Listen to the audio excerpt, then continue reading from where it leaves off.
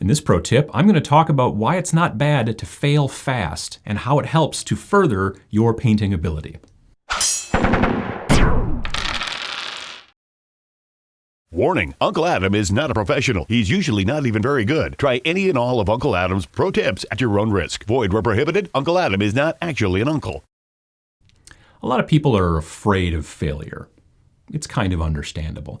But failure can also be learning. Now, you don't want to learn sometimes on a $100 model that you saved up money to buy that's going to be the centerpiece of your army. You don't want to go, well, I learned a lot on that model and it looks like garbage. So I understand sometimes when people get sort of lock up and go, well, I want to learn wet blending, but I don't want to practice on my models. That's a pain. There's this whole concept of the price of perfection, which I did a video about. Pachow, up there.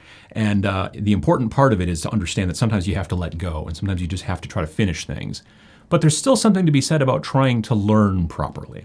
So if you don't want to practice techniques, wet blending, dry brushing, overbrushing, stuff like that, on the models that you eventually hope to field on the board, and play with, then how do you practice? Well, some people will tell you, go out and buy a bunch of junky, crappy models on eBay. I've mentioned that in the past for when you're trying to figure out how to properly design, your paint scheme for your entire army if you're playing a big army game.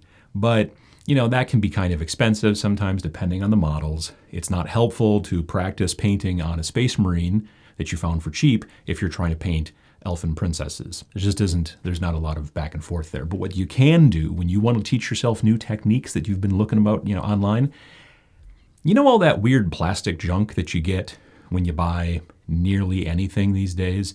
There's that clamshell that you have to try to wrestle open with a knife and try not to perforate yourself as you do so.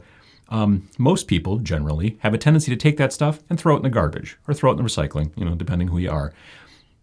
But I like to save some of it, not all of it, because that would get weird and then I'd be more of a hoarder than I currently already am. But what I'm talking about is I save some pieces because that plastic, if you just prime it on a day when it's nice or whatever, and you just keep it someplace. You've got now this weird piece of plastic that's got primer all over it. And then when you want to start teaching yourself new stuff or learning new techniques or practice your wet blending or your two-brush blending or whatever you're trying to practice it on that stuff. Don't practice it on your models. Practice it on just primed plastic. Any old piece of plastic will do. I focus on those plastic clamshell things because we get a lot of them in the general things that we buy, but you could do it on cardboard, technically. You could do it on all kinds of different things. You just throw some primer on there, and then you practice your wet blending or your two-brush blending or any of the stuff that you're interested in trying to practice and perfect.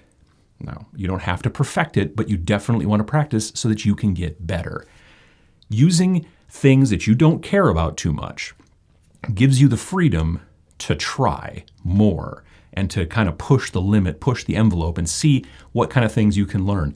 If you're only trying to learn on the models that you care about a bunch and want to put in your army, you're just not going to do that. So find a bunch of scrap plastic, prime that stuff, and then use that as your test bed for learning new techniques, for practicing new techniques, and push your painting further.